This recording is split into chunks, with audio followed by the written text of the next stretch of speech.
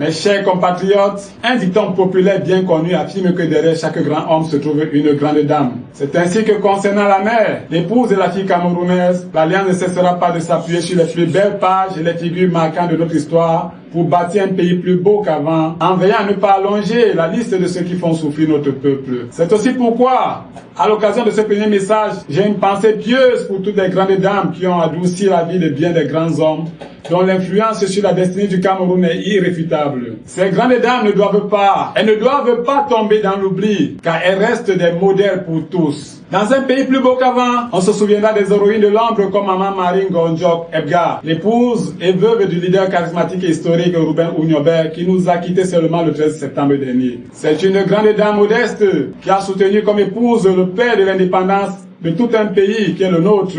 Filles et femmes camerounaises, vous êtes toutes de la race de Maman Marie Ngonjok Ebgar. Mais vous ne voulez pas vivre dans un pays où votre fils, votre époux est tué parce qu'il recherche la réunification, l'indépendance ou l'augmentation du standard de vie de tout un peuple. Non. Dans un pays plus beau qu'avant, vous ne verserez plus une larme.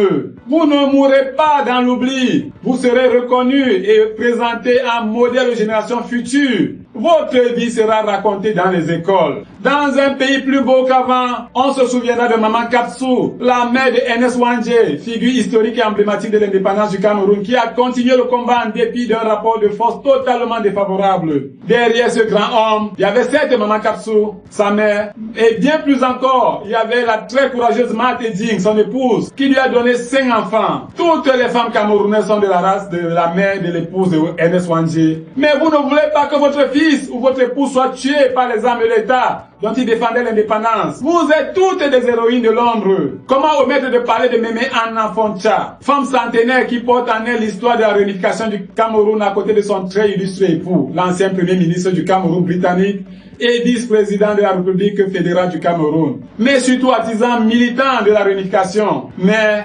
grand-mère épouse camerounaise, vous êtes tous et toutes de la race de Mémé Anna Foncha. Adja Asta Gabdo, communément appelée Asta Kano, la mère du président Amadou Ahidjo, est un cas spécial pour son époque. Elle a eu un fils unique avec un père inconnu. Amadou Ahidjo, qui deviendra 36 ans après sa naissance au premier président de la République du Cameroun, elle a bravé les injures, les préjugés et même l'humiliation pour élever seule son enfant. Mais cette grande dame avant-gardiste a osé une nouvelle défiance, celle d'envoyer son fils à l'école dans une région du pays où cela était considéré comme une folie au Nord Cameroun. Vous les filles et les femmes camerounaises êtes de la race de Asta Kano, incontestable modèle de courage et de vision dont nous avons tant besoin. En particulier, les très nombreuses filles mères d'enfants dont le père ne se manifeste plus, mais aussi les nombreuses veuves, comme ma propre mère ou la tienne, qui se sacrifient au quotidien pour que les orphelins deviennent des hommes et des femmes honorables plus tard. Mes chers compatriotes, laissez-moi vous dire que ce fils que vous élevez seul dans la peine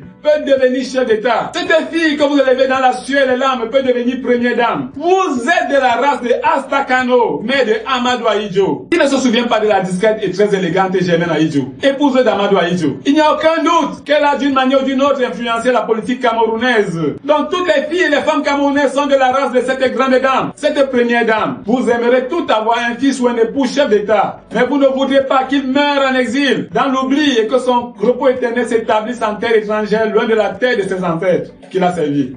Non, vous n'aimerez pas cela. Dans la série des mères des chefs d'État, mais plus proche de nous encore, si proche de nous et dans leur origine sociale très modeste, nous avons Anastasie Yenga, la mère du président Paul Biya. Toutes les femmes et filles du Cameroun sont de la race de maman Anastasie Yenga, capable en dépit d'origine sociale plus que modeste d'accoucher, fait grandir et élever un chef d'État. Le 20 mai 1994, les Camerounaises et les Camerounais ont découvert la faveur de la réception traditionnelle de la fête nationale au Palais de l'Unité, l'entrée solennelle d'une première dame de 24 ans.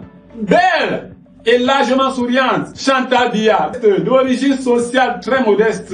Ce jour-là, vous êtes toutes filles et femmes camerounaises devenues premières dames. Il n'était quasiment pas possible d'avoir une première dame plus proche du petit peuple que celle-là. Nous ne devons jamais oublier qu'il est une opinion acquise qu'à son jeune âge, elle avait pu mettre fin à des mœurs peu vertueuses qui avaient cours en interdisant que les invités au Palais de l'Unité y arrivent avec une autre compagne que leur épouse officielle. C'est la première dame, Chantal Biya, qui a mis fin au bal des premières, deuxième et troisième bureaux au palais de l'unité de Yaoundé. Vous êtes de la même race que Chantal Biya. Nous ne le dirons jamais assez. Le Cameroun avec nous ne commence pas avec nous. Chers compatriotes, filles et femmes, rejoignez l'Alliance.